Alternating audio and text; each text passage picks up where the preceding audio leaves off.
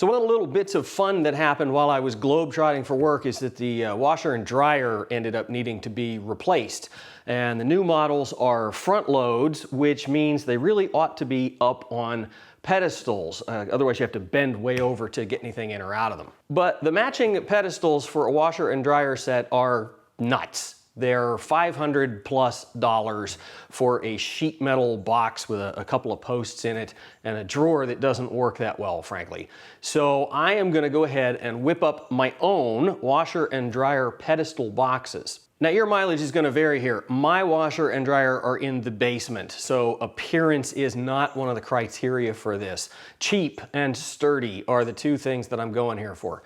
So this is going to be a 2x4 project. We're going to use very, very simple joinery, butt joints and pocket screws and all kinds of stuff, and just frankly throw a bunch of wood at it to make sure that it's strong enough. I know I've railed about the accuracy of this Harbor Freight chop saw in the past, but since I'm only cutting 2x4s for this project, I don't need the sliding action, which means if you start with it squared up, it works out just fine. Rather than measure each piece individually, I'm cutting one, marking it as a template, and then using it to measure the rest of them. For the utmost inaccuracy, I would have set a stop block, but for this project, it doesn't really matter. There are two different types of subframe in this project, and I need 4 of each kind. So with all of the parts cut, I can begin the assembly. The first of the two subframes is this simpler. It's just screwed together butt joints. I'm pre-drilling the ends of these 2x4s so that the screws don't split when I drive them in with the impact gun. I am going to add some glue here, even though this is an end grain joint, because the screws are going to do most of the holding. Clamping the assembly together before you drive the screws is a really good idea. Make sure everything stays square and doesn't move, but it does mean that the clamp is in the way when you go to drive that second screw. I probably should repeat the clamp process to do the other side, but I'm fairly confident these boards are the right length, so I'm just lining them up by feeling the gaps. Subframe number 2 has the lumber joined along the 1.5-inch dimension, so I'm going to use pocket hole joinery to put those things together. I find that a corded drill is invaluable if you're going to make a lot of pocket holes.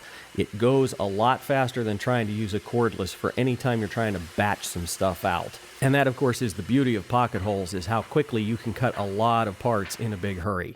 I have essentially the same philosophy for assembly here. I'm going to put glue on these joints even though there's end grain involved. And the screws ultimately are my long-term clamps. But I'm going to put clamps in place during the assembly so that the parts don't move. I can also use a hammer to tap these things down and make sure they're perfectly flat against the bench before I start driving the pocket hole screws home with the impact driver. Now, I know a lot of you have kind of itchy comment fingers at this point. You're going, Matt, this thing has to hold up a couple of 100-pound machine with a couple of 100 pounds of water, and then it's going to move and vibrate. What are you doing with pocket holes and end grain glue-ups? Well, the strength of this comes from when all the pieces go put together.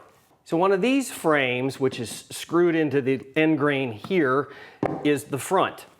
And then this pocket hole frame is the side. Well, when these things overlap, the joints cover each other. The joint between these two pieces of wood is right in between the width of here, and same on the bottom.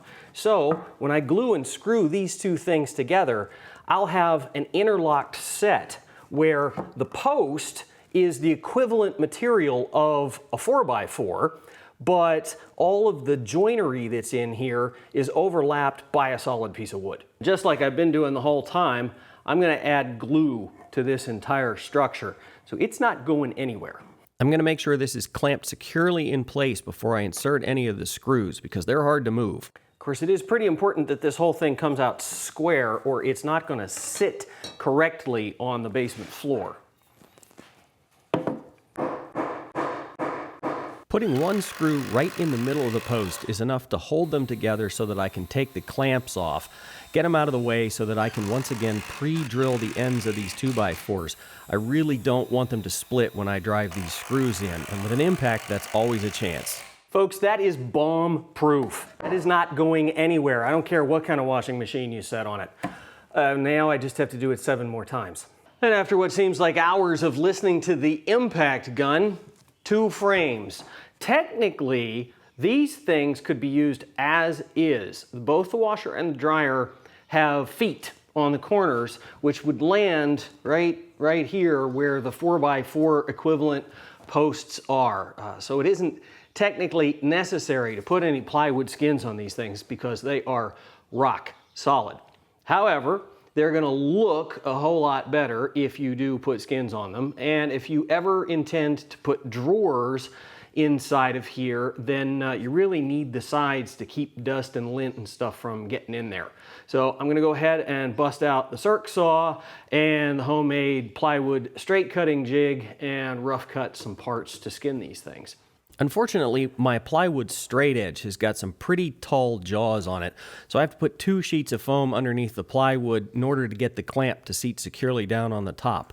I'm making all of my measurements from a factory edge and then lining up the straight edge with the pencil marks plus 4 inches to account for the plate on the saw. I flipped the plywood around so I could make my second set of measurements from another factory edge and still blow the dust out the door.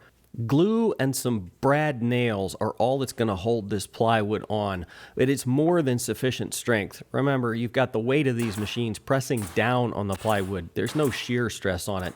I still put in lots of nails because who doesn't love a pneumatic nailer?